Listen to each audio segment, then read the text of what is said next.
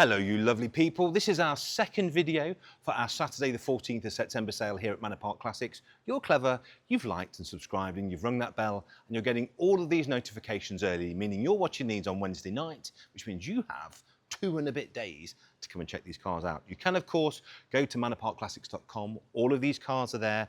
I'm going to give you a snapshot today of what these cars are all about. But go online, we've got book pack videos, we've got undercar shots, full photography, chapter verse and the full story. So if you see anything you like, I'll give you a taster and a amuse-bouche. But if you want the full 3-course dinner, go online, that's where all the details are. But without further ado, how about this? There's a tiny bit of summer left, not a lot, but a little bit.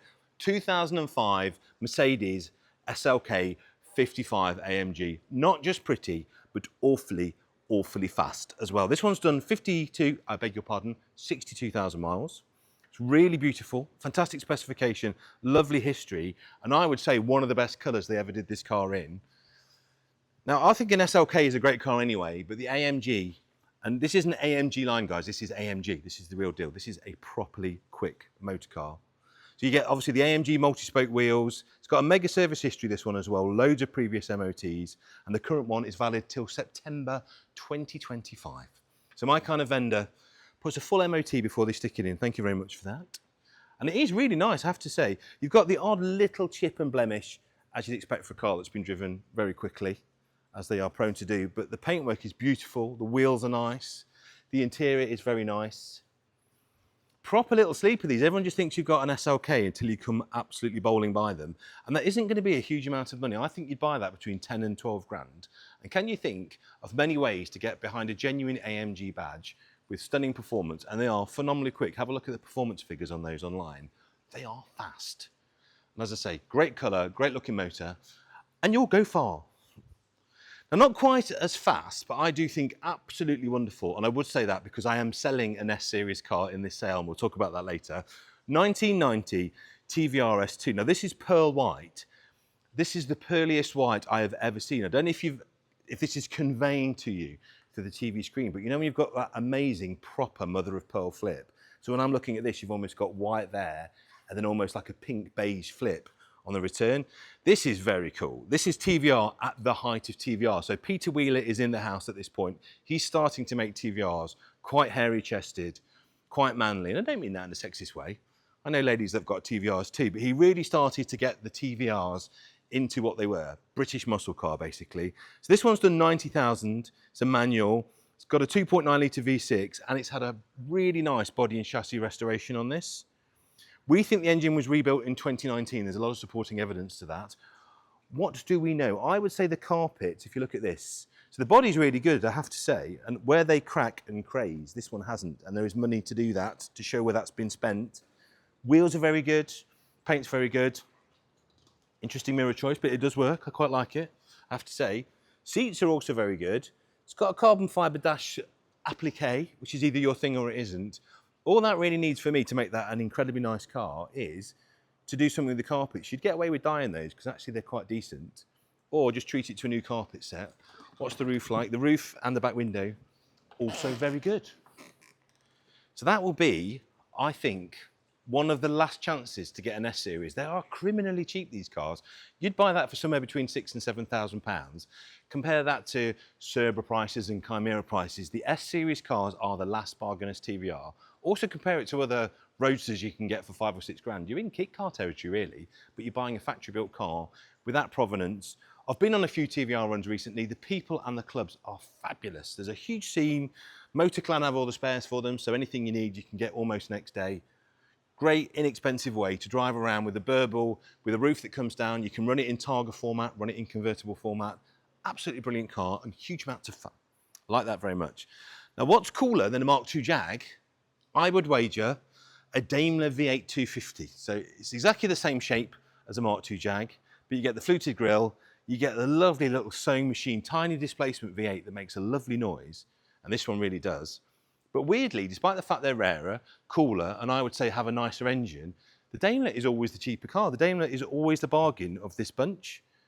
This one, I think, has a lot of potential lives. Obviously, because of the colour, if you do want to do wedding hire with it, I think you could. It's had some paint. The bonnet under this lights, and our lights are deliberately very harsh, so you can see. There's the tiniest mismatch between the bonnet colour and the paint colour. I don't know if you can see that on camera, but the paint is very, very good. So I would say that just probably wants, if you're going to make it perfect and the car is nice enough to justify spending a few quid on, I would just do that bonnet again to make it super nice. But at the end of the day, it's not going to be an expensive car. 8 or 9 grand would buy you this, I reckon. And look inside, because the interior is absolutely beautiful. Really nice spec car, very standard, huge amount of paperwork and very tidy. I'm looking around this, folks, you know, and I'm really struggling to find an awful lot to crib on it. You've got tiny, tiny little paint imperfections, exactly as you'd expect on a car of this age. You're not going to buy a car of this age unless you're spending 40, 50 grand and having concours paint. It's beautiful, as pretty as it looks on screen, it is in real life. And they drive very, very well. They really do. We've got a photo album, lots of invoices, lots of receipts. We've got newspaper cuttings, and it's just a nice, inexpensive car. If you're thinking of a Mark II, buy the Daimler. I think you'll prefer it. I think you'll much prefer the engine. And as I say, spend 300, 350 quid getting that bonnet precisely the same shade, and you will have a proper Sunday show and shine car there, or make a fortune on wedding hire, or both. Why not do both?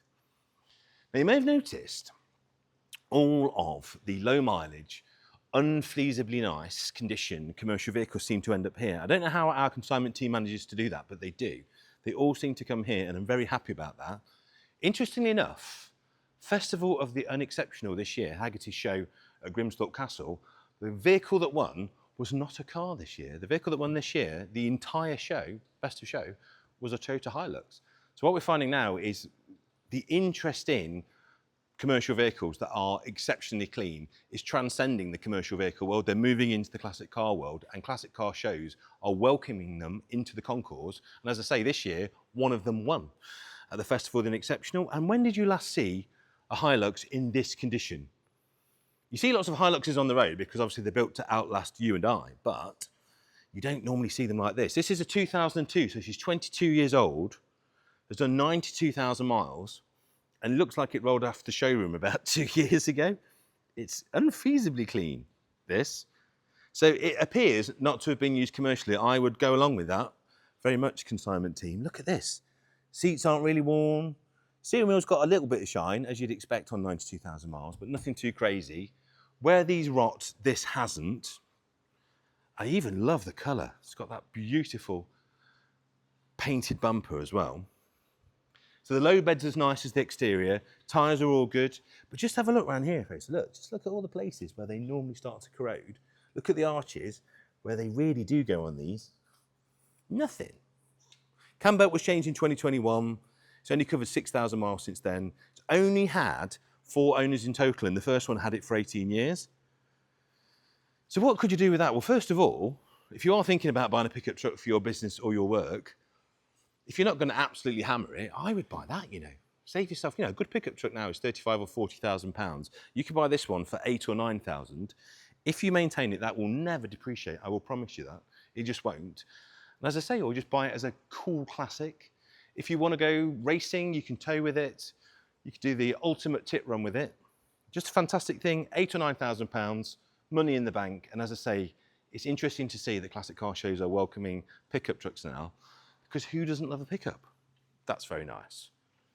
Now, I've been fortunate enough to be spending a lot of time at Jaguar Land Rover Classic recently. Very interesting place. Hello, Ed, if you're watching. And here's what Jaguar Land Rover Classic told me. The vehicle they're getting the most inquiries on at the moment, the one to watch, the one that everybody wants to buy and stick in their collection, is early disco. And guess which disco they want? Guess which is the one that everybody wants? Come round to the side. It's 3-door. Because the 3-door really is the closest to the concept car shape you're going to get. And finding a nice 3-door now in a good colour with a good spec is getting very difficult. And again, I say this a lot, but I do mean it. I think you're kind of a bit like the S-Series TVRs. This is your last chance to buy at sensible money. You will always be able to find a disco, but whether you can get one at like not ridiculous cash. In fact, do yourself a favour, go on the JLR Classic website, have a look what the rebuilt versions of these are going for.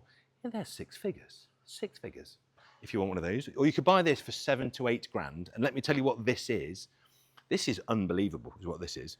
So it's 3-door, it's on 68,000, it's auto, it's a rare TDI automatic. So Tiny bit agricultural, but the best engine you could get. Best for towing, best for fuel economy. Automatic makes it a bit of a wafter.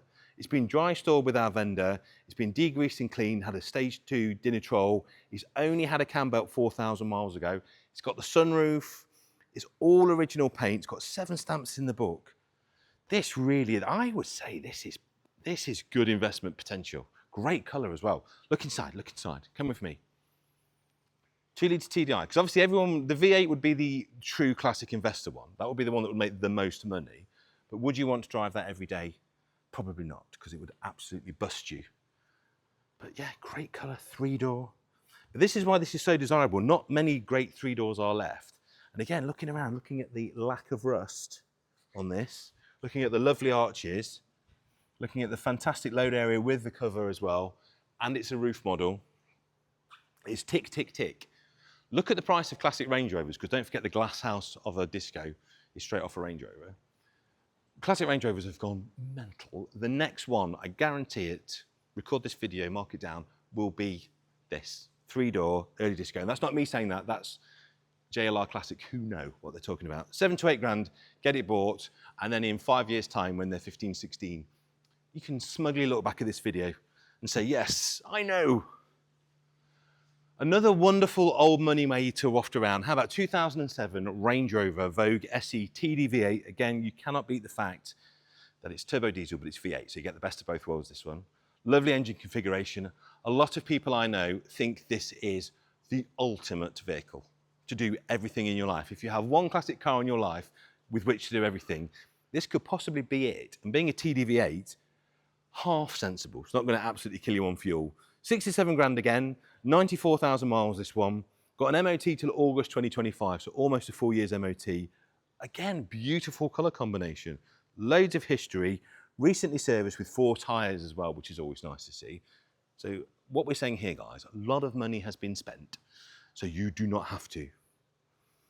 So this was owned originally in 2007. It's had only 3 owners since then as well. And I say 4 Pirellis. What do we always say?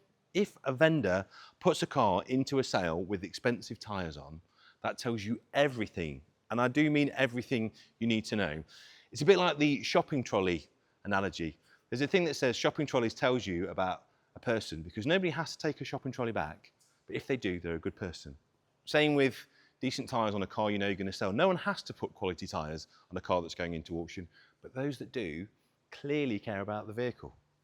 Tells you everything. 67 grand, come and get it bought, waft around looking like you own half of Cheshire. Now again, like I say, I've been spending a huge amount of time at Jaguar Land Rover Classic. It's a wonderful place. Do yourself a favour, have a look what the recreation Defenders go for. You can spend anywhere between 250 and 350,000 on a beautiful, restored, hand-built Defender. They're worth a fortune now, an absolute fortune.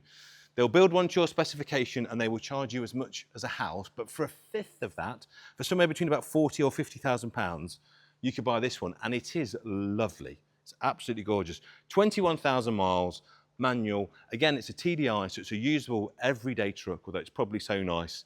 This would be a high days and holidays.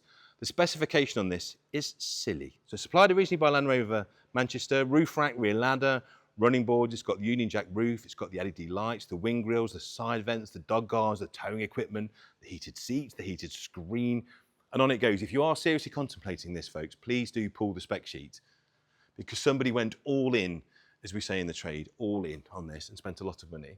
And if you look, like I say, this isn't a £250,000 Land Rover restoration, but it is very close to it. And as I say, it could be about a fifth.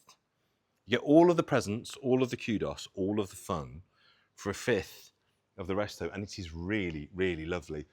Being hypercritical, because I know you like me to be, tiny, tiny little bit of bubbling on the alley. Don't forget it's aluminium, so it's never really going to be a problem. If you wanted to make it absolutely perfect, if you were a concourse perfectionist, but that's about it. That's all I can really fault it on. And that's me being hyper picky.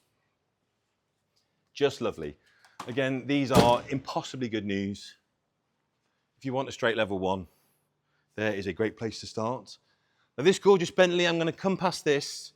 Don't think we're ignoring it. There will be a separate video with wonderful George and I going through all of our pre and post-war stuff with the man who is the great knowledge. George knows so much about these cars, I can't make a video about them without him. Moving on to something I know a little bit more about, Volkswagen bay window bus. Aren't they wonderful?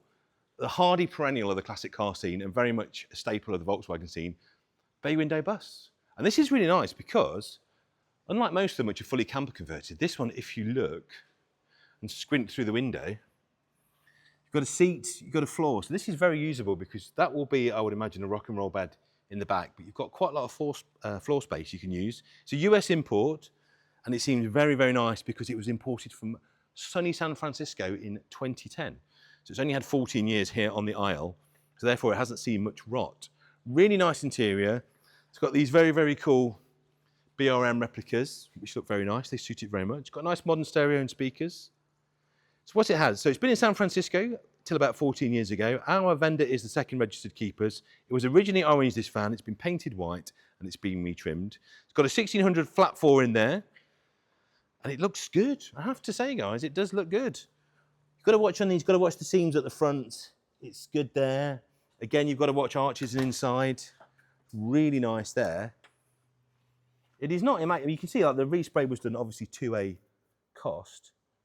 It's not going to win a show anytime soon, but I tell you what it is, incredibly level and straight. And pretty much 99.9% rust free. You got, I mean, this is what I mean, look, tiny, tiny bits which you'll get with an import car, none of which you can't keep on top of very quickly. What a fabulous thing. And I do think that represents somewhat of a bargain. So 1600 will shovel you along all day. You can leave it standard ride height for the practicality you've got there.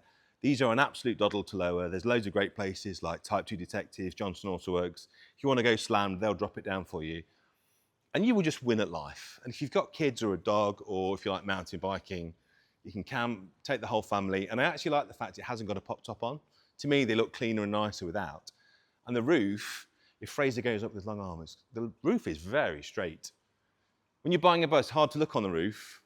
So often you buy one, it's full of dents and ripples. That one isn't. That's really nice. Very nice bus for not a lot of money. £7,000 or £8,000 would buy you that. And I think you'd be very happy. Again, I'm going to waft past this because I'm going to talk about that with George. Our van, we're finally selling our van. I'm going to talk about that with George as well. So do watch that other video. We'll put a link in the bottom of this one. And this, and we're going to come to this. They're torturing me. They're torturing me because I'm skint. I've just paid a tax bill. This always happens. Why does this happen? So the month where I have no money at all in the sale, they consign something that I would literally give body parts to buy. This is so far up my street, I can see it from my lounge. Look at it. We've just had Radwood, Haggerty Radwood on Saturday, just gone, down at Chatham Docks. If I had turned up to Radwood in this, not only would I have stopped the show, I might have entered into the show and shine, I might have won. This is ultimate 80s time machine, and for me, it could not be any better. So it's a 560 SEL, the proper engine, the 5.6 with the long wheelbase. So if you come around here, look, you get the best interior. So that front seat is all the way back, and you still get that much legroom.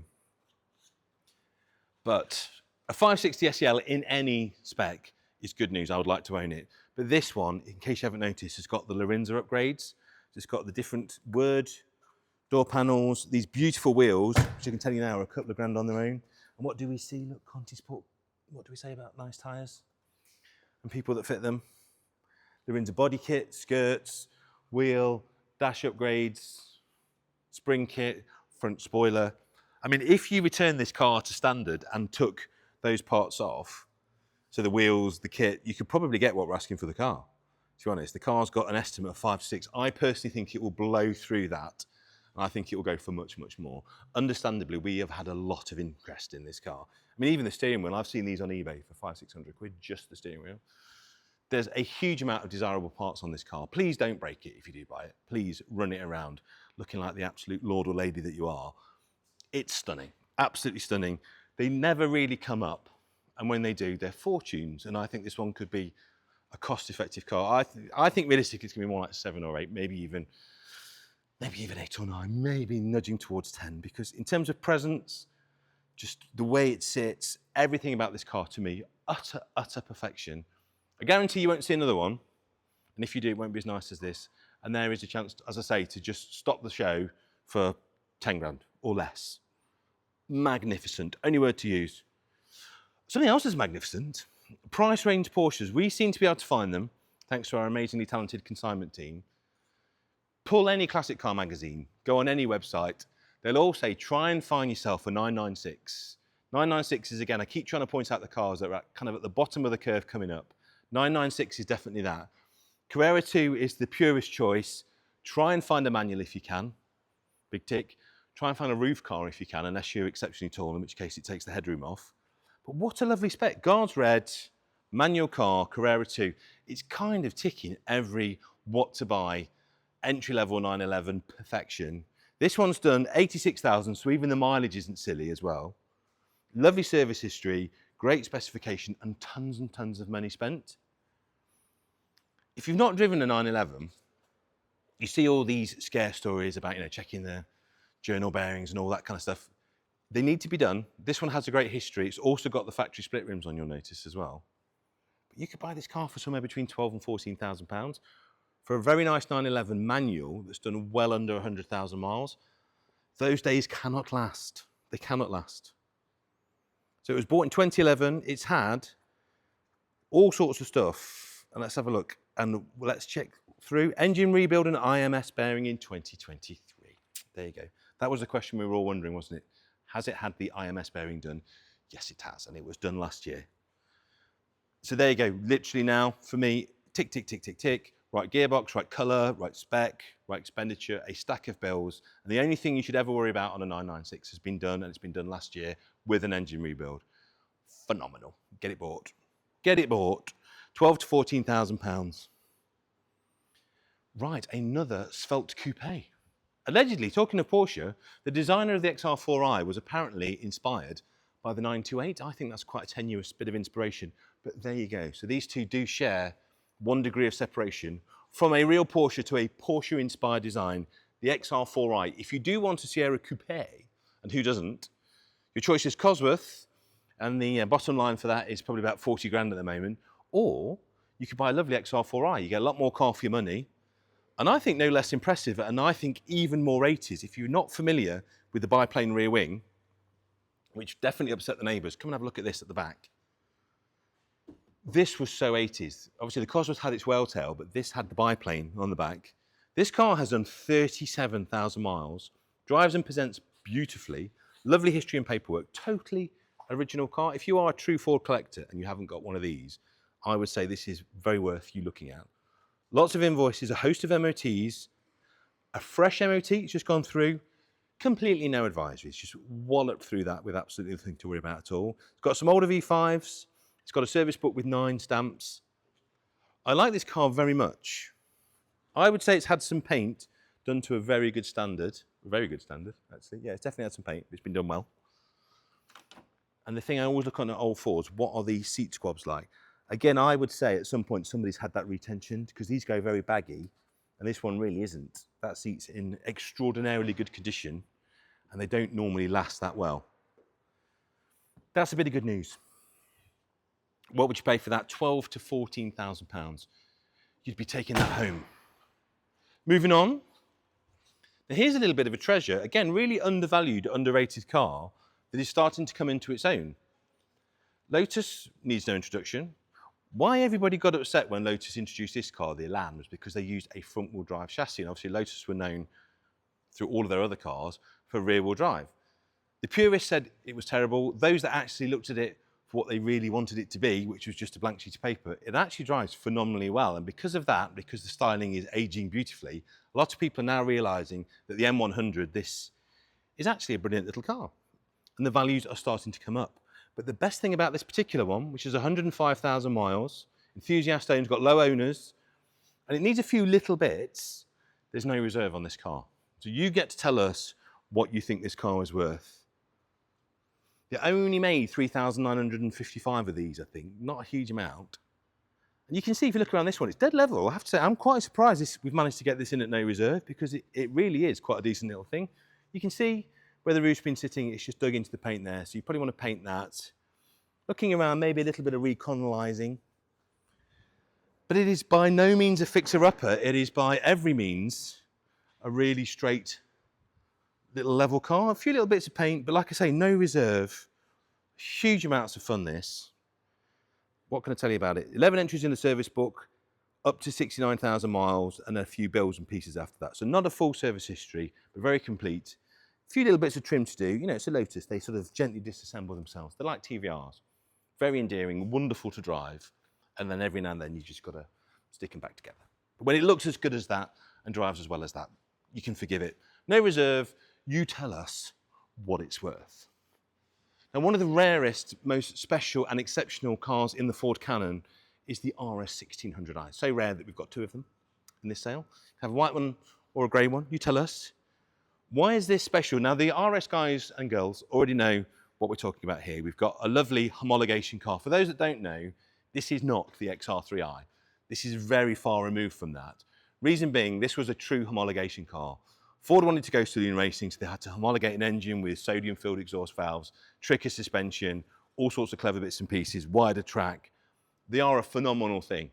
They look a little bit like an XR3i. That's about where the similarity ends. They are a proper homologation car. I think going forward, these will be as revered as, say, a Mark 1 Mexico will be for that age of demographic. This one's interesting because it is French, registered in France, left-hand drive, which actually is going to make it cheaper. It's got 93,000 kilometres on it, which is about, what, 50-odd thousand miles. It's been in long-term storage since coming to the UK. It is a rare non-sunroof car, which the motorsport purists want, because non-sunroof cars are lighter, they're also stiffer, and they also have more headroom. So lots of reasons to buy this car, not least of all because being left-hand drive in a right-hand drive country, it will be a bargain. So buy this, ship it to a left-hand drive country, make loads of money. It is registered in France. I'd imagine if you are watching from France, it would be very, very easy to take it home. There's a few tiny, tiny bits, which I think if you jump on quickly, a couple of little rust blebs here and there, nothing structural. I don't know which part of France it was in. Arches are lovely. Again, tiny little bit where it's been pebble dashed on the back. If you look inside, look, if you come through and squint through the wheel arch, it looks like someone's been spending time and money rust-proofing, cleaning and painting underneath. Now, we put underbody pictures on for all of our cars, so if you are seriously contemplating this, do have a proper look underneath. We've got all the underbody shots. Factory standard car, nice details, no overriders on the bumpers, which is very, very cool. They've been changed as well. It's got some French invoices, so do have a look. I like that because it could be an absolute potential bargain. Top of this market's about 30, 35 now, so you could buy that for way less than half, partly because the wheel's on the wrong side. So even if you keep it in the UK, very easy to register. We can help you with that as well. I have a lot of left-hand drive cars in the UK. It doesn't bother you after about the first 24 hours. And in some ways, they're just a bit cooler because they're a bit rarer. And the export potential of a left-hand drive Ford, very good. Yeah, just a couple more blebs there, look. They look like stone chips that have just gone over. But if you look, the metal is great underneath. So all of that just wants cleaning. Give it to your body shop. Just paint the scuttle, paint the A-pillars. I'll just do the arches again because there's nothing there at all. They're absolutely magnificent. But you could spend 400, 500, 600 quid on that and make it really, really nice. Right, so a little bit cleaner, a little bit tidier, a little bit more right-hand drive. So you're going to pay the premium accordingly, and it will show you what a bargain this one is, because now you've gone from 12 to 14 to 24 to 26. Literally, you're doubled in price because this one is 70,000 miles, manual, can't even say it, sunroof, grey metallic, which I think is probably the best colour for these. Aren't they a fabulous looking thing? So again, looking through at the seats, if you want to make it perfect, and I would say this car justifies, just get a good trimmer to retension those seats. Every old Ford has that, so it's nothing to worry about. Fresh MOT, loads of history, including all the previous owners, and a fantastic colour combination. Lots of invoices and receipts going back, as well as previous MOTs, and the bodywork is very good. Again, this car has been painted very well, I would say. No, there's nothing really to do on that, other than tension those seats, give it a wash, get it insured, and enjoy it. Really nice. Don't forget, with all these cars, I will keep saying this, we do have, this is a quick overview, this is a management summary, if you will, of what's going into the sale. If you want more information, we've got underbody photos, book pack run-throughs, but we've still got time. If you're watching this on Wednesday, please give us a call. If you want us to do a walk around on the phone on FaceTime, if you want to bring your man or woman in to come and have a look at it, please do. We're an open book. We're an open book. We want you to come and inspect and satisfy yourself before you bid. Because when you're confident, when you know what you're bidding on, you bid more. That's just a simple fact of life. And then everybody's happy, especially our vendors. This is lovely. I was, as a kid, so our next door neighbours, as a young lad of 3 and 4 years old, our next door neighbour used to have a new RS Ford. I don't know how he did it, but he had a new RS Ford every year. And I vividly remember, as a 3 and 4 year old, him bringing Droop's new RSs back and me just marvelling at how fantastic they look. This is one of the true British performance icons for me. I would love a Droop's new RS. They are a lot of money now, and that's because they are truly iconic, and this one is really nice. So in all honesty, you are going to spend a not small amount of money to take this home. This is going to be somewhere between 30 and 34. If you are looking at nice RSs, particularly Droop's news, you'll know that's where they are. You'll know that. So it's had 1,000 miles on the Odo since its rebuild. It's a South African supplied car. It's had an older restoration, which is really, really nice. Drives and presents really well. The interior is lovely. This has had the seats done, if you have a look inside. It's gorgeous, I have to say. A 76 model, one of the first Mark IIs, and it's the Broadstripe models with a wide tape line on the back. So you can see that. It should be on a P or an R, but it looks like the DVLA, when it's been imported, have put it on the wrong number. So it's resprayed in white in 1983. It was originally ordered in yellow. Oh, shit. That in yellow would be absolute perfection for me. 2-litre, 5-speed manual, absolutely spot on. So the Odo at 1,000 is definitely not correct. It has done more than 1,000. So I would say come and have a look. So there's a little bit of a window in history as to why that's been changed. At some point that's been reset or the speedo's been changed. So there's a little tiny question mark over the total mileage. So please come and have a look, and please get the guys to look through the book pack for you to ascertain yourself. The car is very hard to fault indeed. It's absolutely beautiful. Very, very straight, incredibly rust-free, lovely condition, and the wheels are a straight 10. They're in perfect order. What a lovely thing. 30 to 34 could buy that. And as I say, please do come and have a look and go through the book pack just to avail yourselves of the history to make sure that you're happy. 2003, we do love a bargain Merc drop top. CLK 500 Elegance. There is no finer way to waft with a roof down for you and 3 passengers. So that is now a 21-year-old car, which is quite hard to believe because it looks like it was built about 3 years ago. They've aged very well, very timeless styling. In fact, if anything, I think this era of Mercedes actually looks more modern and up to date than what they've got now. Certainly far more in proportion. Look at the condition of this. Beautiful condition, great colour combination. These were 52.5 grand when they were new, believe it or not. Seats are fabulous, absolutely fabulous. 26,000 miles, which probably explains why it's so nice. This was from Mercedes Manchester, so it's a local car. It's only had 2 owners from new. Got a CD change in the glove box, 7 stamps in the book, don't forget, with 26,000 miles on the clock. Original order form and invoice, spare keys. Yeah, it's just had an easy life, you can just see, can't you? Proper loved motor car that was spec'd for all the money. Because don't forget, when this was new, 21 years ago, 52.5 grand was a lot, an awful lot. You'd have got quite a decent house in quite a nice place for 52 grand in 2003. Pleasant car for 6,000 or 7,000 pounds with 26,000 miles on the clock. So that will do 250,000 miles easy. I keep saying this, don't I? I say buy a late 90s, early 90s car. You could, or maybe you have, a lease or a PCP or something where you're spending 300-400 quid a month. We've all done it. And it just feels convenient, doesn't it? Because you think, well, it's a new car, it won't go wrong, and all that kind of stuff. Well, actually, you could put the same amount of money or a significant amount less into something like this at 6 or 7 grand, maintain it with a good local specialist, and you could run this for 3, 4, 5 years. It'd probably be worth 4 grand at the end of that. Maybe you won't have lost much money at all. So you'd have spent 3 grand to do it. You'd have probably spent exactly the same servicing it, but you get to drive around in a beautiful Mercedes and don't lose a load of money. If you're PCPing or personal contract hiring, you're renting basically. Buy yourself a super reliable, lovely old classic like this for a few thousand. I came out of my lease car 2 years ago to try and practice what I preach, and it has been a wonderful experiment that so far, touch wood, has proven to save me literally thousands and thousands a year, and I've used that money to buy more old cars. So it's worth doing. Moving on, isn't this pretty? One of my favourite MGs, the Magnette, actually.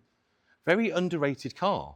Because of all the MGs, one of the most usable, because obviously you can take your family, you can take your dog, you can go on a picnic with it. Really pretty sporting saloon. And if you've never driven a really nicely sorted Magnet, they're absolutely fantastic. And also they have, if you look inside here, I think one of the nicest dashboards of any saloon car of this period. Look at this, look at the beautiful woodwork in there. They are a little work of art. So you've got the semi-octagonal binnacle that goes around the Speedo. Now this is a 1955 and 70,000, a UK right-hand drive home market car in steel blue, loads of nice mechanical upgrades that make it a little bit more sensible. It's been MOT'd again. Vendors that MOT cars that aren't MOT eligible are proper vendors. Vendors that just want to reassure you, what can I tell you? The bodywork is solid, presents very well. A little bit of patina, both the wood and the leather. You can leave it as it is, or you could restore those. The leather, I think, would feed up and recolonize. The wood's getting a tiny bit dry, but it's perfect. So you might just want to give that a little sand and upkeep. Because of the patination, you can see where the car's had paint, good paint. You've just got a little bit of a mismatch. I think where you've got discoloration now, I practically guarantee if you give that a buff, that's going to come back to the same colour. You can see where the wing and the bonnet and the door have been painted at a separate time to the scuttle. So little bits to do, little tiny bits to do, but such a pretty car. And again, bit of a bargain, £6,000 to £8,000. And on the body, that is lovely. A ton of work with that, and a few really nice, sensible mechanical upgrades that will actually make it nicer to live with, easier to drive. And they are, if you look, quite a big car. Look at the size of the Merc next to it. The MG is not much smaller. So for old cars, particularly 50s cars, that is a car that you can use. Get a few bodies in there, get the kids in there, go to a classic car show and have a lot of fun. Just to let you know, £8,000 spent on that car in the last 5 years, 8 grand. So a wonderful thing that you can just do tiny little jobs to. Lovely Sunday Fettle car with winter coming up. Now this, my word, this. So my favourite magazine growing up as a kid, well, two favourite magazines, Street Machine and Custom Car. So my dad always used to have copies of those lying around the house, and it has definitely coloured my idea of what a great aesthetic for a show car is.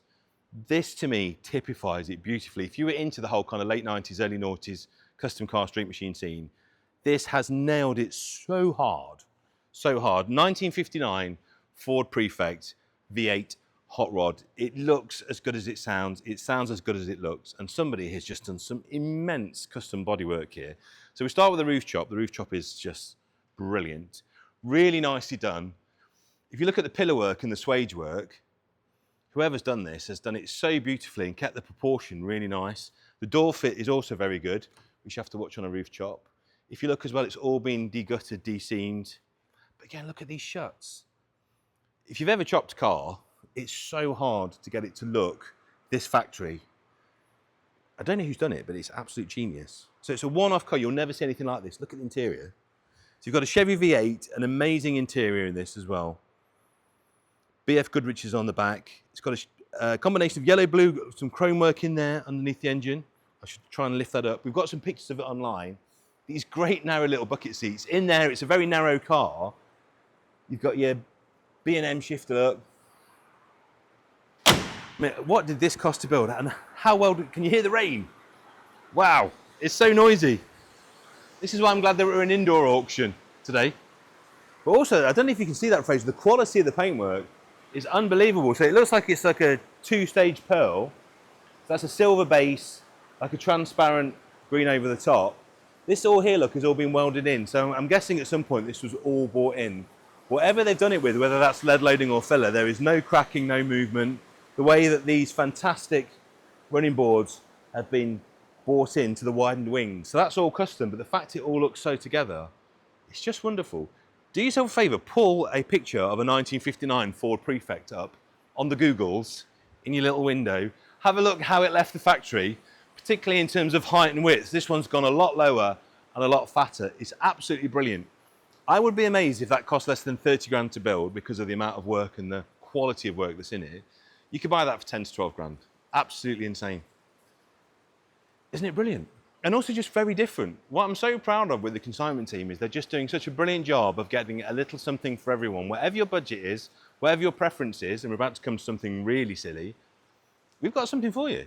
And that won't be a lot of money. Like I said, you could not build it for 3 times what it costs. No one else is going to have one. And it makes the best noise, the absolute best noise that car does. Now this is silly. This is really silly. I don't know a car designer, and I know one or two. In fact, I'm seeing one later. I'm seeing Ian Callum later. We're doing an evening with Ian Callum tonight. Every car designer I know either wants a hot rod, has been inspired by a hot rod, or owns a hot rod. Because from a car design point of view, they are as pure and simple as car design gets. They are just the very ethos of what a car should be. Now, this is a replica, so this is plastic, which is great because it will never go rotten. The other thing is about these wonderful replica hot rods is they are a fraction of what a real one would cost. If this was a true steel Ford body, we would be talking at least 40 or 50 grand, I'd imagine. This one's going to be more like 9 or 11. It's a 37 Opel Model B hot rod with a 4-litre V8 in it. So it looks right. It's got this wonderful sort of fake patination. So it's got the red oxide over the primer. It's been rubbed out. It's got these in, look. So these are all fake cracks. That's actually been put in. That's actually been routed in to give it that amazing patination. That's there by design. So it looks like an old steel body. And the attention to detail on this car, so from not even 10 yards, from 2 yards, you will fool 99% of people. If you just want to have a bit of fun, because the tyre choice is absolutely spot on with the crimped sidewall and the white wall. The interior is exactly right. It's just a great way of having a hot rod for a quarter of what they cost to build, at least in steel. I mean, look at the American prices for these in steel. They are fortunes. If you just want to have a bit of fun, this is the way to go. 4-litre V8, it's a Rover. So it's doorless body on this as well, so you've got to jump in. So if you're not the most mobile of people, maybe it's not for you. Beam front, buggy spring, 4-bar, Volvo discs, Volvo rear end with 4 bars on, 16-inch Steelies as well, Edelbrock carb on this, 3-speed auto, just phenomenal. Also as well, I see a lot of these get built and you can just see where they've been cobbled together. Somebody has done this properly, look, with the 4-bar front end. Again, these are the things that hot rodders, if you look, you've got your 4-bar at the back, 4-bar at the front. They're the things that will give you the nod from those that know. This really has been done very, very well. And that really isn't reflected in the price. Just even stuff like this, look, you've kind of got this paint coming through, which just looks right.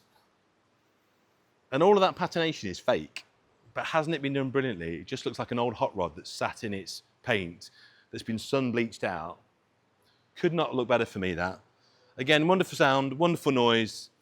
Everyone will look at you and you could buy that for probably 11 grand. Volkswagen Caddies. Practical classics. This is nice, very, very nice. Volkswagen scene needs no introduction. The water-cooled Volkswagen scene is huge. This will work at a lot of shows actually, because it will be greeted like a guard at a Volkswagen show, great at classic car shows, and also immensely practical. You can imagine, stick a couple of BMXs in the back. We can sell you those at this sale as well. We've got a separate video for those. A good Caddy is a lot of money, a good rust-free Caddy, and also just good Caddy parts. Things like tailgates, a good Caddy tailgate can be the thick end of 500-600 quid.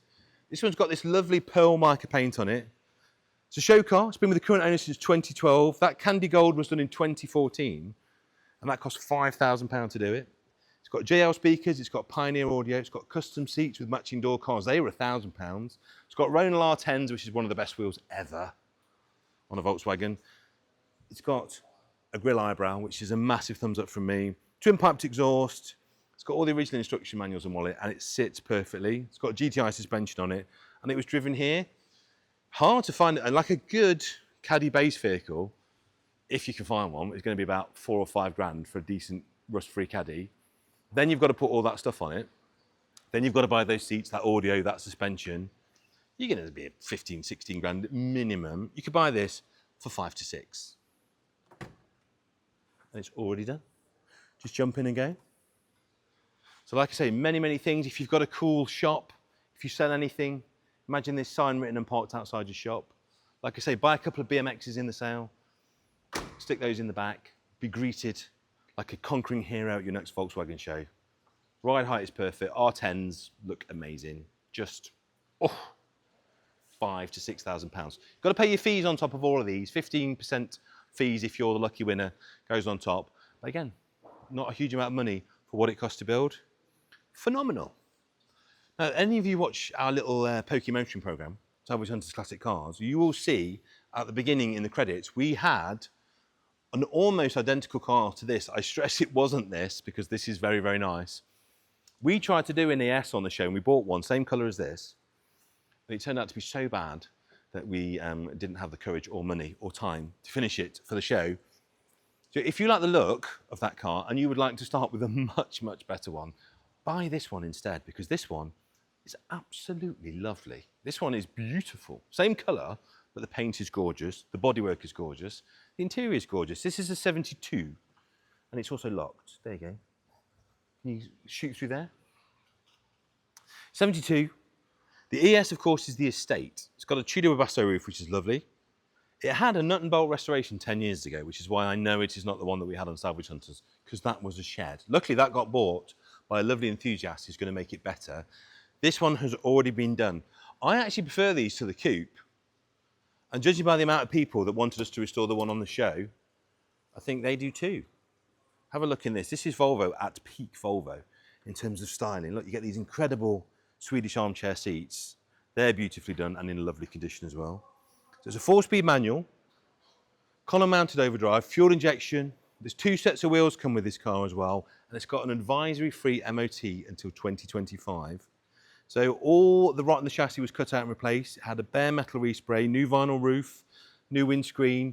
I mean, do have a look at this. I won't be able to give it all. I'm going to show you. Look at that. This is a list of work done, if you can see that.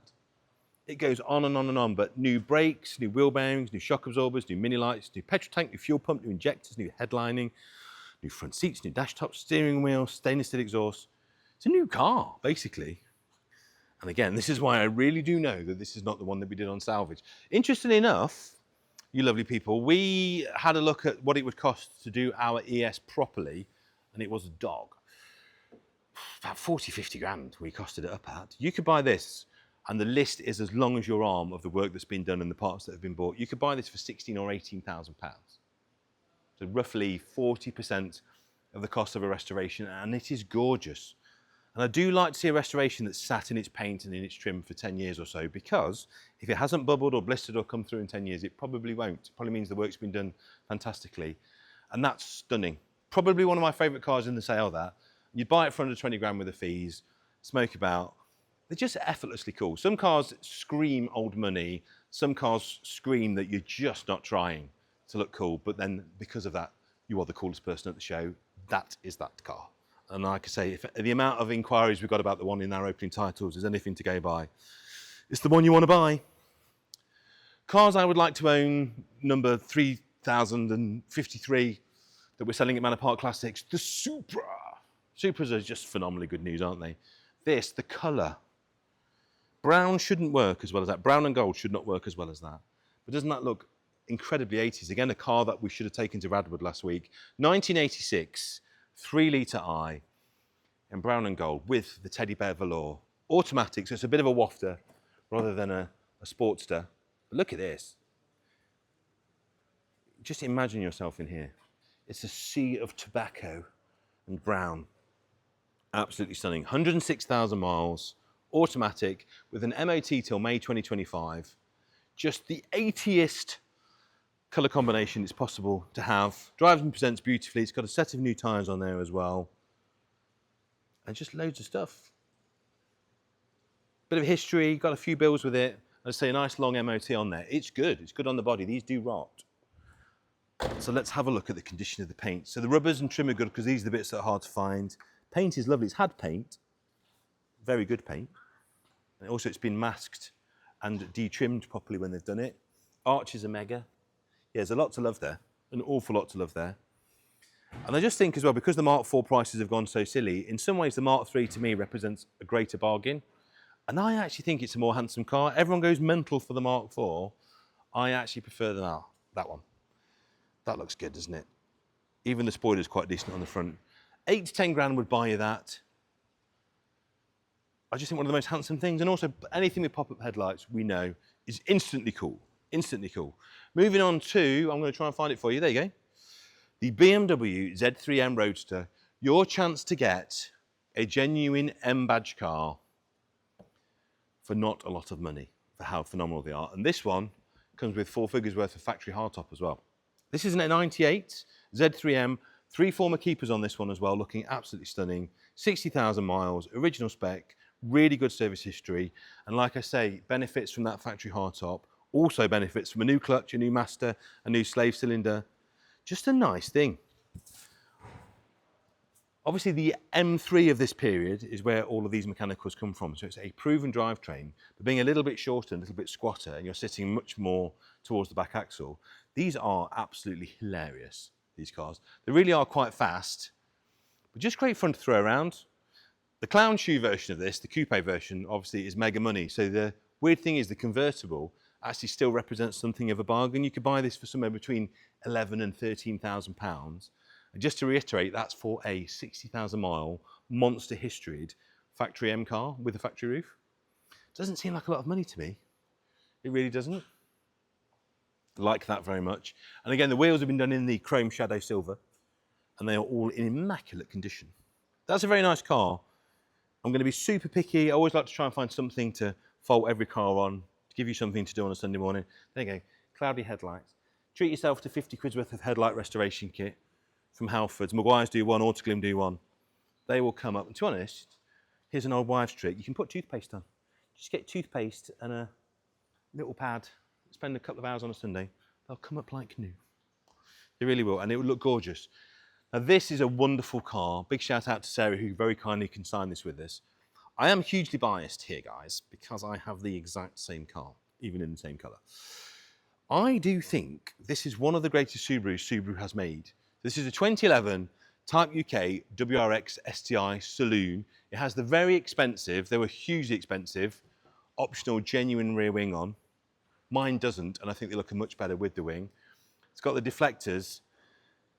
Again, a real bargain supercar. If you look at what stuff like other early Subarus are going for, what things like Tommy Mackinnons are going for, these aren't quite there yet. But they can do everything all those other super fast JDM import saloons can do. But being a Type UK car, huge amount of provenance and history. This one's done 85,000. They only sold 537 of these. 2.5 litre turbocharged, it's manual. It's got an NVIDIA system which sounds absolutely ace as well. It's got these fantastic rotor wheels on and it's just in lovely condition. It really is a very, very pretty car, this one. Paint's great on it, interior's great on it. Let's have a look at the seat jams. They're very good. Because you get factory Recaros in these, of course. And it's really, really hard to find one that's unmolested, it hasn't got loads and loads of mods on, because of course everybody, especially me, did mod them. So the only thing that's really changed from this are the aftermarket wheels, which I think really suit it. If you do want to return it back to standard, I do have a set of factory wheels, if you want to go full nerd and go back to that. But that will not be a huge amount of money. I think you could buy that for under 10 grand. And I'm just struggling to think of anything with that sort of horsepower and also that sort of tuning potential, because these are very easy to remap. So I've got a remap on mine and an exhaust, and mine makes about 340 brake, and it's very usable and very reliable 340 brake. So great car in standard trim, very, very easy to make them quicker. It's got the facelift front, of course. What else has it got? It's got the pearl. It's just nice. I would, if I didn't have one already, I would like to own that. I do think last of the bargain Imprezas, because by this point, the rust proofing and the bodywork is much, much better than the early car. So you never see these with rotten arches. Great motor car. And you can nurse it to about 32, 33 to the gallon. I can get out of mine. Lovely thing. Get it bought if you fancy an Impreza. Right, moving on, another flat four, but this one's air-cooled and at the back and a bit slower.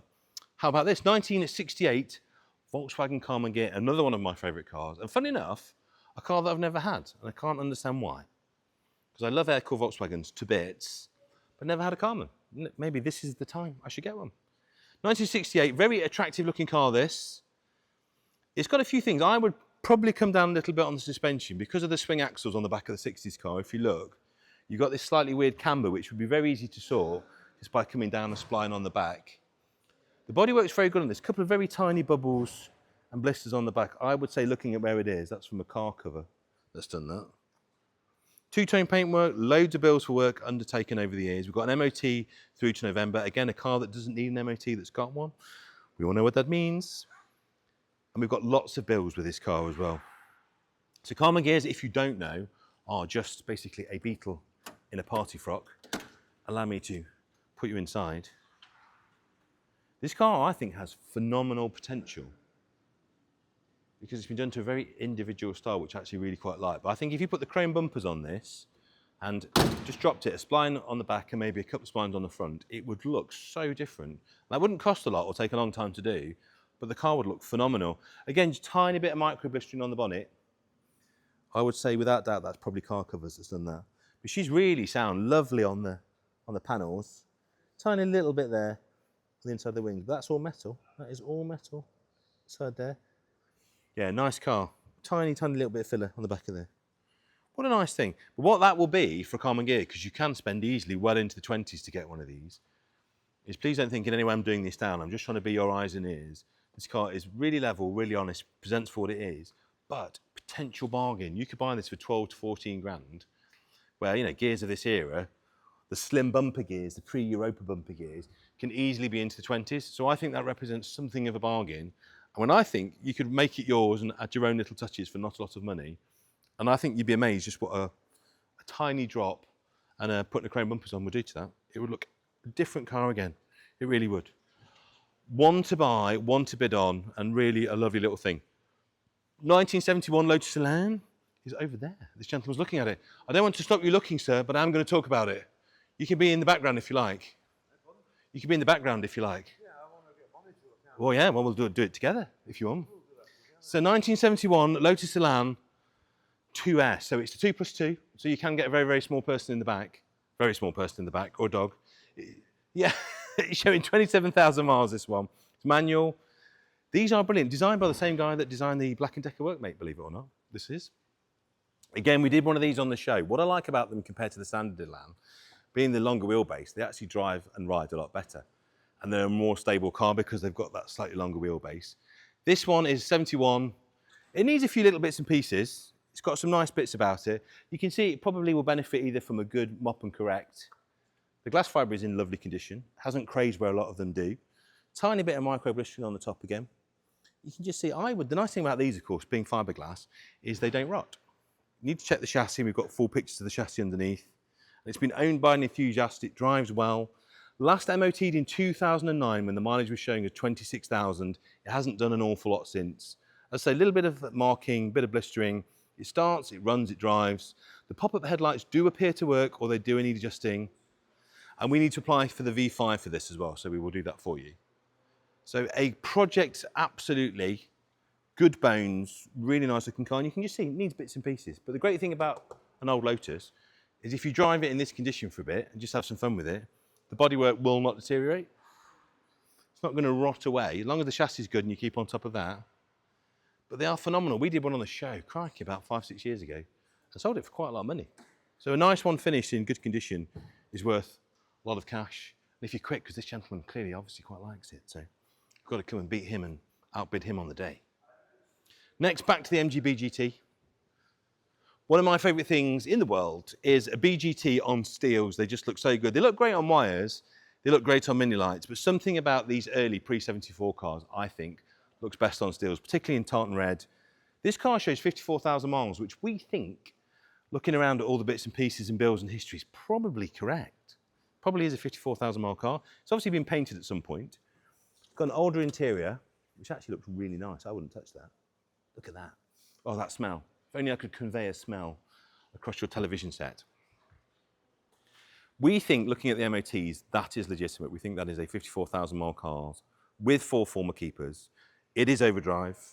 It's still got the original interior, which I love, absolutely love that. Had a full body resto in 1993, so my word, hasn't that lasted well. Scary thing is, fellow old people, 1993 was 30 years ago. Can you believe that? Doesn't sound like it. In my head, 1993 was about 15 years ago. So this is 31-year-old paint and body, and it looks like that.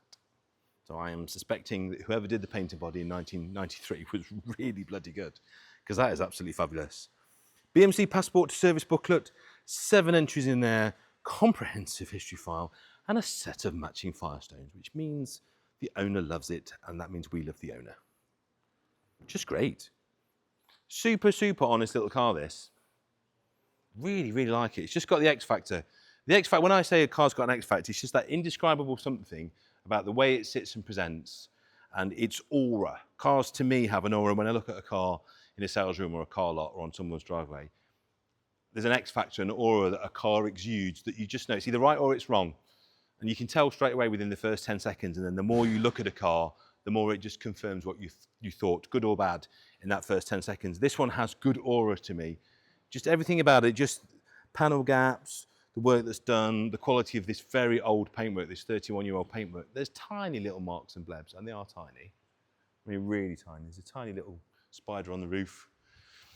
But you know what? For what it's going to cost you, 6.5 to 7.5 grand for a pre-74 car, on the right wheels, in the right colour, on the right mileage, with the right history. Just get it bought, guys. It's phenomenal. What a great thing. I would like to own that. I really would. One day I will get an MG GT. Also, if you've never bought one or sat in one, the mad thing about this being a 60s car, and 60s cars were tiny, is the legroom in an MG GT is this. I sit incredibly comfortably in an MG GT. They are so comfortable for a big, tall chap or chapess. Now this is back in, our owners had some fun with this, and they're putting it back in, which I'm very, very pleased about. One of the greatest cars ever made, the Saab 99 GL. Again, hugely biased. I have 3 of these. I just think they're brilliant. I love the 900. I bought a lovely 900 at the weekend. But you can't love the Saab 900 and not love the Saab 99, which of course is the precursor. It's the car that came first.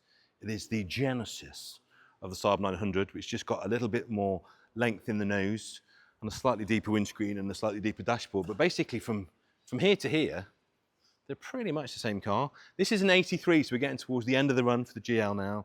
Over £13,000 spent in the last few years, 160,000 miles on the Odo, and just a level, lovely old motor car. You can daily drive a Saab 99, ladies and gentlemen. I have done it. As you would imagine, they're phenomenal in the winter. Get them wax oiled or dinitrolled or whatever brand you like to use. Get them all covered and lathered underneath. They're built for winter. They're built to take snow ice. They are a Saab. They've got heated seats. I think a very pretty car. Let me give you some details. Outstanding history, lots of refurbishment done, full set of Michelins, lovely set of Super Incas. I quite like what they've done. Super Incas should have a centre cap, but I think they also work very well without one. What can I tell you? Engine rebuild in 2020, that was 4,200. In 2022, new suspension, sump guard, new shocks, new Michelins, new headliner. They all need that. Electrical system overhaul, new wheel arches, new paintwork. That came to 6,800 in 2022. Invoice for JP exhaust for a new system, which sounds amazing. Just, someone has loved this. Can you believe that? So there's just thousands and thousands of spends that we've got invoices for. I love this wonderful patinated original sticker look. Never change that, never upgrade that. Leave it as it is. So despite the thousands spent, you could own that for somewhere between £5,000 and £6,000. And if you do, I will be deeply jealous and invite you to come and hang out with me. Look at this, you can tell it's had a good life. Look, Goodwood Festival of Speed stickers, Goodwood Revival stickers, Goodwood members meeting. You can see the kind of owner that's had this, and it is the desirable run-out 5-speed as well. So no 4-speed for you. You get to cruise on the motorway at 70 in relaxing refinement. Your velour heated seat. Now this is great, you might recognise this if you've been watching The Ripper on the TV 3 or 4 years ago. This is one of the police cars from The Ripper. This is a film used car. Screen used example, 1977 Morris Marina 1.3 Deluxe. As I say, screen used in TV and film. It has a repertoire of acting credits to its name that many actors would be quite jealous of. It's nice, very usable classic car, this.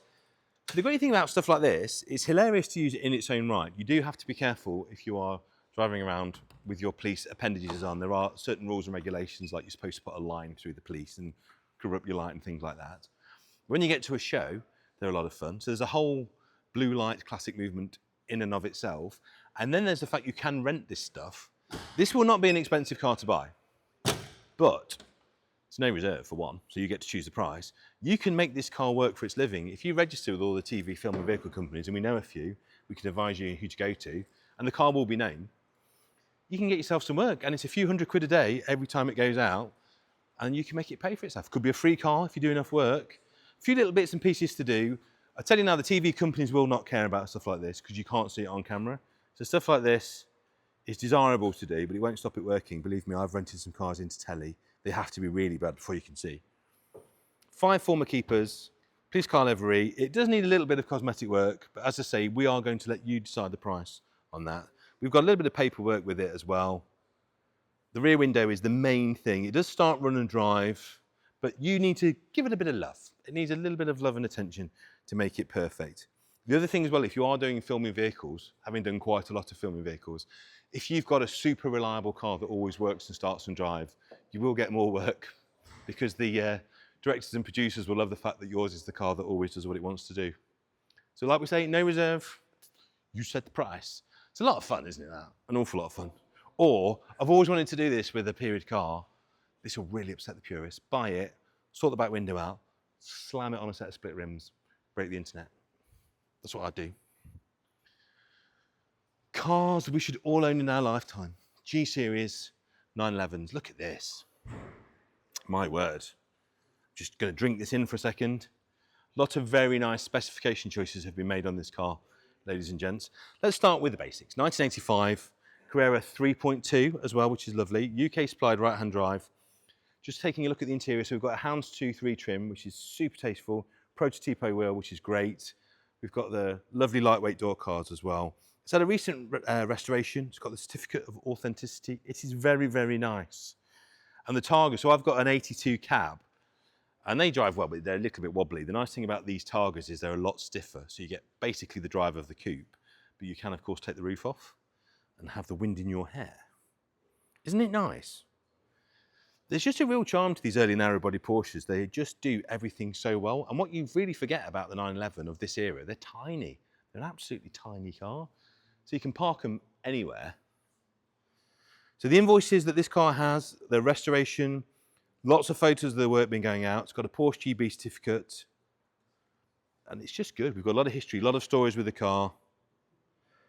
It's on Fouche wheels. It wasn't originally a Fouche supplied car, but they are the real deal, and it's been upgraded to those. So like I say, all the things that you would want on your classic 911, a set of 16-inch Fouche, a houndstooth interior, and a prototypo wheel. This car has got it all. The paintwork's really good. The only thing I would probably do again is me, and don't forget I am the world's fussiest person, I would repaint the Targa bar. That could probably do with doing again. That's the only thing I can really crib it on, and maybe a tiny bit of paint correction because the car's so good.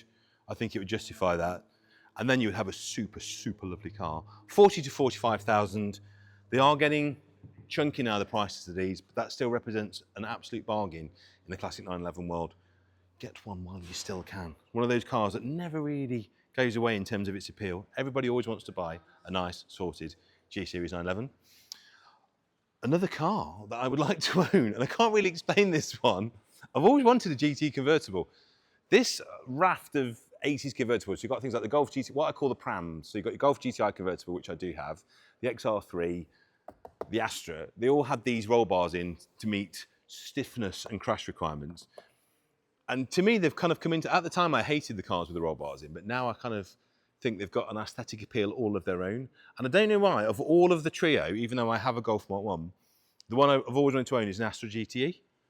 And also, if you do want an Astra GTE, this is by far the cheapest way to get into one. So much cheaper than buying a coupe. Particularly as this one is no reserve, which is, again, surprising because so many things on this car scream it should be a lot of money. So 55,000 miles, which we believe is correct because there's a lot of paperwork and evidence to back it up. They only registered 167 of these Bertone GTEs, only 2 keepers from new, really early car. So I think if that was a 55,000 mile coupe, you would be spending a ton of cash to get into this. But because it's convertible, you won't. You'll be buying this for a few thousand, I'd imagine.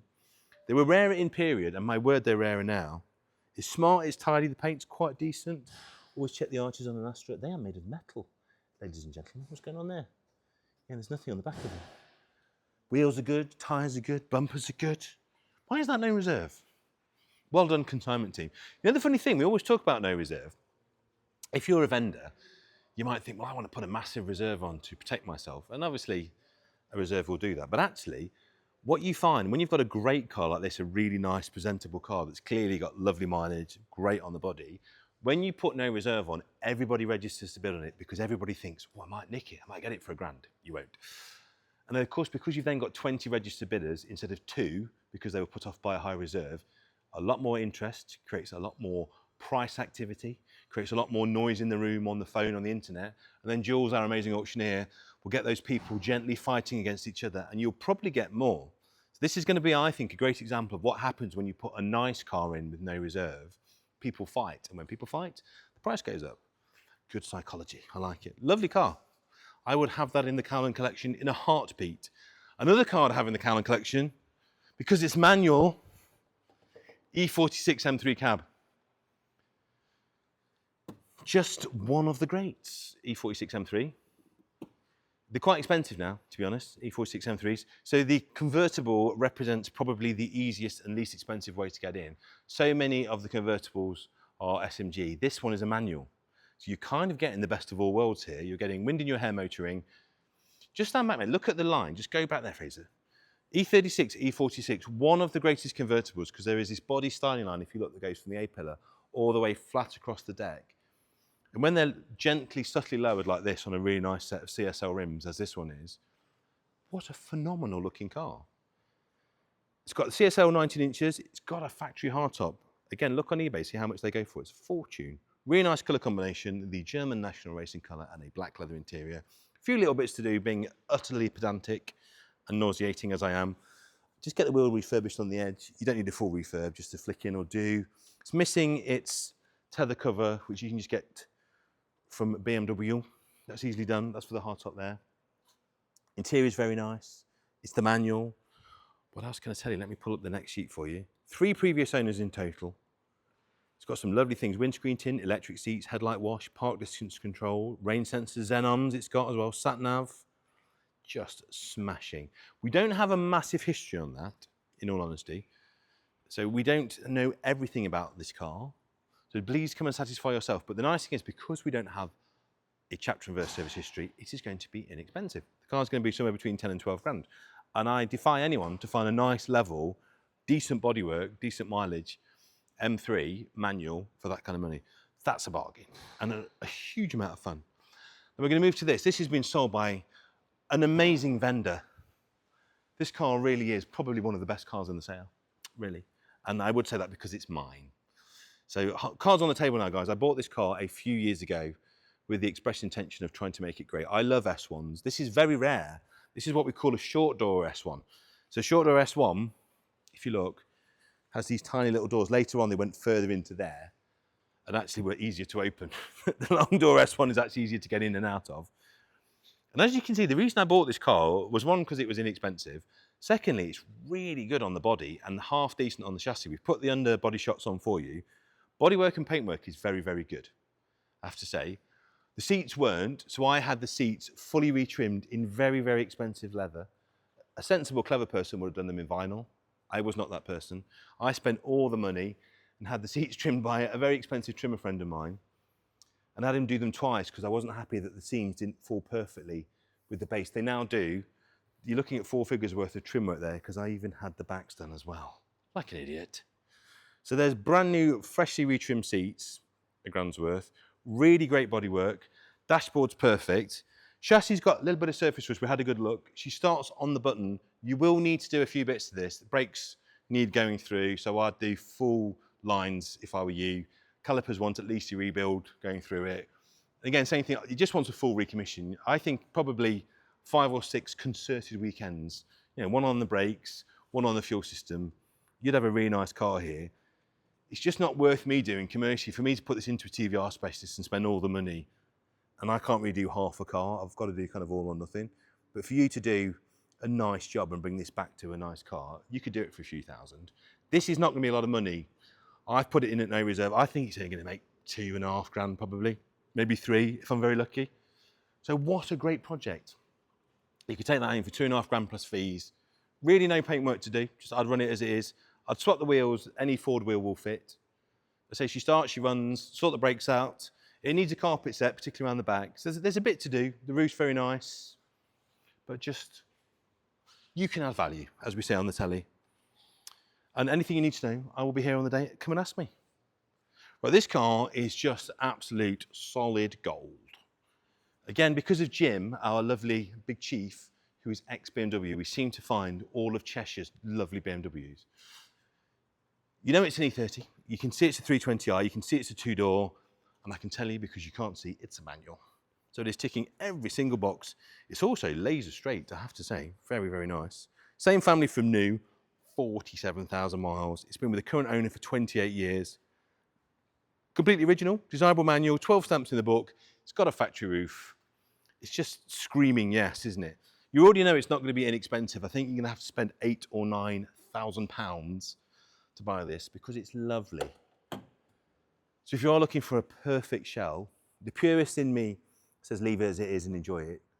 Because it's so nice, just whack a set of KW variant 3s on it and a set of BBS RS or something. And my God, that's what you need to do. But I didn't have a problem with that. You know, if you buy a car that's this straight and this nice and you whack a set of KWs and BBSs on it, all of which can be reversed in a day, it's a victimless crime, isn't it? You get to drive around in a super stylish car and it looks amazing. You can go to all the shows or just smoke it like this. The thing about these 80s BMWs in this kind of trim, with this kind of mileage, is they drive so well. They're so fluid, so compliant. The handling is, of course, exceptional.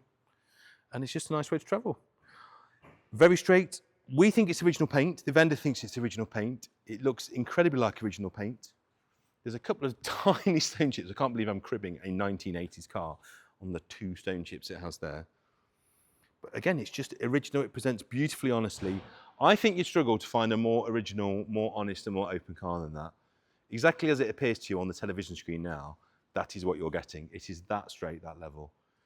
Proper collector car. You could spend a couple of £100 really detailing that, get a stone chip specialist on it, and pretty much have a concours car, you know. That's cool. I like that very much. My mini-me, Amber, my eldest daughter, who is learning to drive, so stay off the roads in Nottingham, if you're anywhere near there, she really wants one of these. Problem is, nice ones are very expensive. But if you want to see like the before and after, so say you've bought this, and then you spend a bit of time and money on it, you'd end up with this. This is going to show you the bargains. This is probably going to be more like 10 grand, maybe even 11 because it's so nice. That could be 2.5, 3. So you can see there's some money to be made there if you've got a bit of time. This is gorgeous. This is the S2. So this is the development of the S1. You can see where they were going with this. Again, Peter Wheeler very much in the chair. And I love the fact we've got so many S-Series cars in this sale. This one, £8,000 to £10,000, 60,000 miles showing, but there's a little bit of a marker on the mileage there. Original service book, huge history file.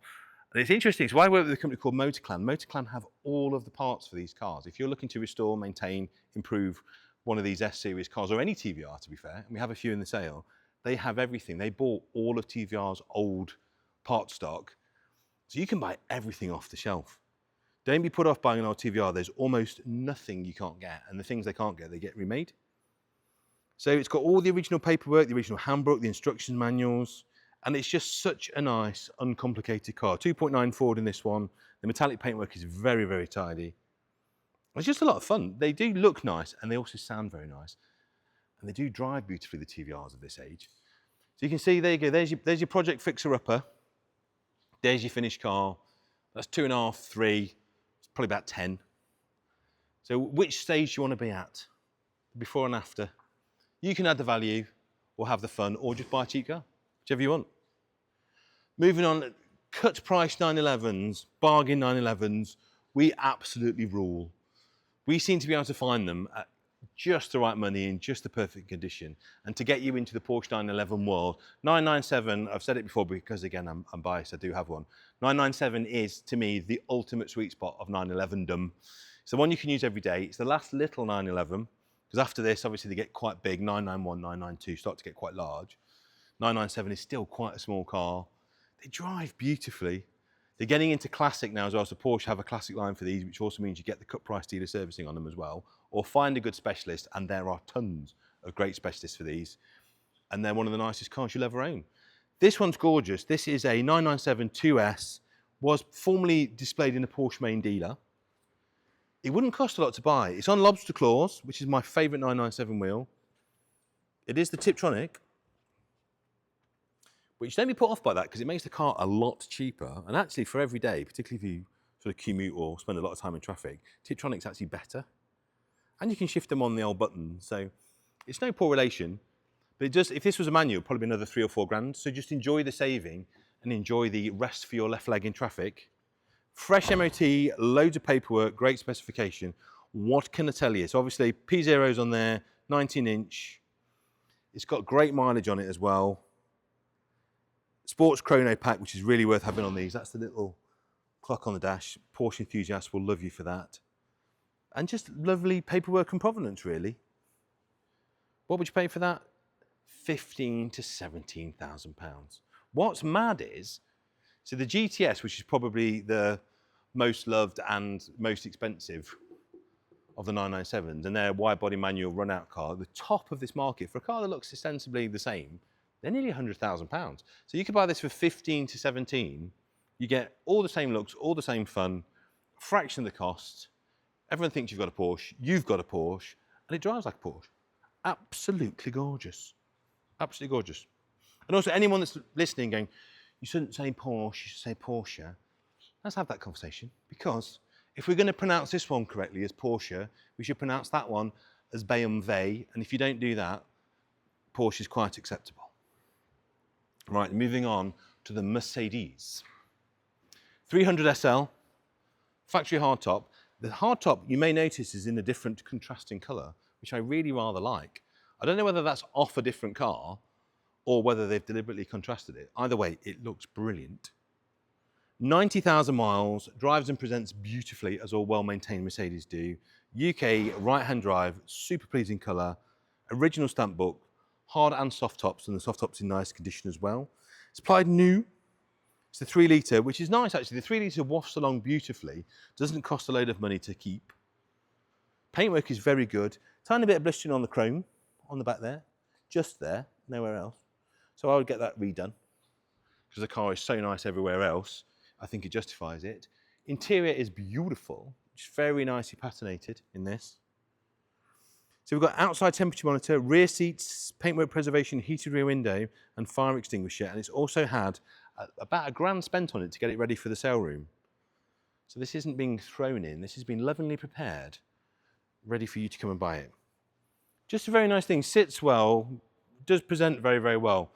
Like I say, if you want to make it perfect, just get that bit of chrome work done, or just get a spare one. I'm sure someone will have a spare.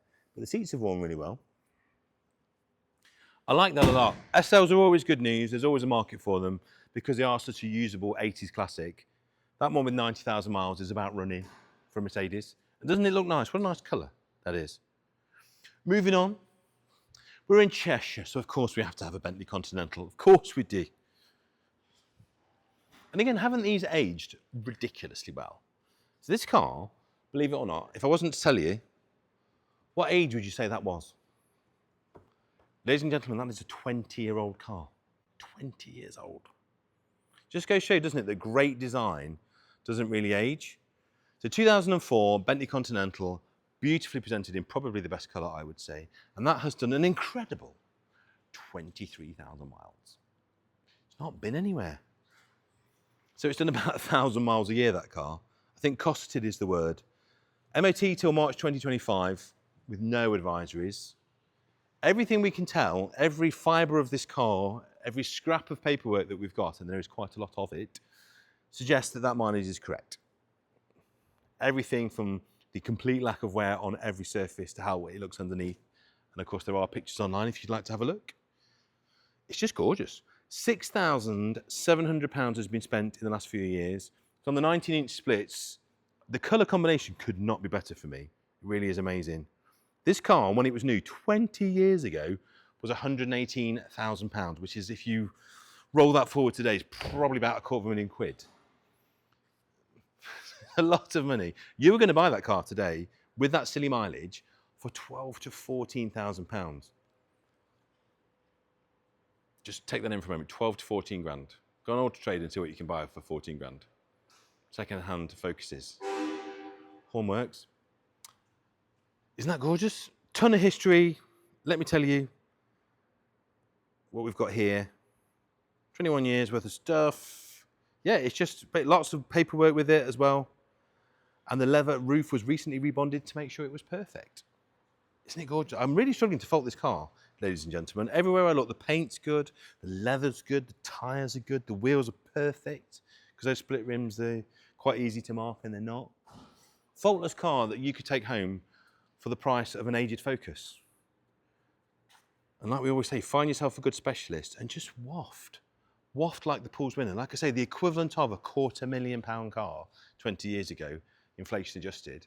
Blows my mind that you can buy these And if you don't know, because the design language of Bentley hasn't really changed much over that last 20 years, it still looks contemporary. It looks, in fact, being brutally honest, I think the Bentley, particularly the rear end, and the light treatment in that period is nicer than what they're doing now with the oval lights. I actually prefer that. Somewhere around here is a very nice Ford Focus RS Turbo in the best colour. Here it is. Words cannot convey how immensely cool. I can remember getting a lift with my mate's mum in the 80s when she upgraded from her XR3i to her RS Turbo, and just the show-stopping moment that was. These were the daddy back in the 80s. XR3i's super cool, RS's just sub-zero, basically. 97,000 miles, it says C-Tech, so I'd imagine that's mileage adjusted on there. Uncut parcel shelf, Scorpion exhaust, Cosworth turbo and remap, so very lightly, subtly modded, this one. A few contemporary and decent mods. Everybody put Scorpions on these back in the day. This is lovely. It's had the seats retightened. They look absolutely fabulous. So not 100% standard. If you are a purist, you might either want to put this one back to standard, or I would just enjoy the mods. It's had some very nice paintwork, I would say. That bonnet's been painted well, very well. Paint's lovely. Whole car presents beautifully. Let me try and find you a bit more information on this. Tastefully modified, treated to an engine out respray in 2020. Lovely under the bonnet, a few tiny minor scuffs on the passenger seat front wheel arch, and a couple of cracks on the rear spoiler. There you go, you can see those there. Have a look at those. So budget yourself a couple of £100 or so to get your smart repairman or painter, or just treat yourself to £300-400. Just do it all again. Look at that, look, where the 6x9s would normally go. Completely virgin and cool. Now, I had a speedo change, there you go, in 2020, changing from 18,000 to 96,000. So basically we've lost about 20,000 miles. So add 20,000 miles to what's on the speedo. 15 to 17,000 pounds because of those tiny things, because you've got the speedo change, you've got those subtle mods. Bit of a bargain, because they can be well into the 20s. You're going to buy this car for a lot less than that. Great way to do it. And to be honest, those mods just make the car sound nicer, make it nicer to drive. And I believe, my lovely people, that is the end of video 2. So please do like and subscribe. Please do leave in the comments which is your favourite car below. And also, please go on to video 3, where we'll be looking at all the stuff outside. Register to bid online, or I'll see you in the room Saturday morning. We go live from 9:45 and the fun starts at 10. Thanks for watching.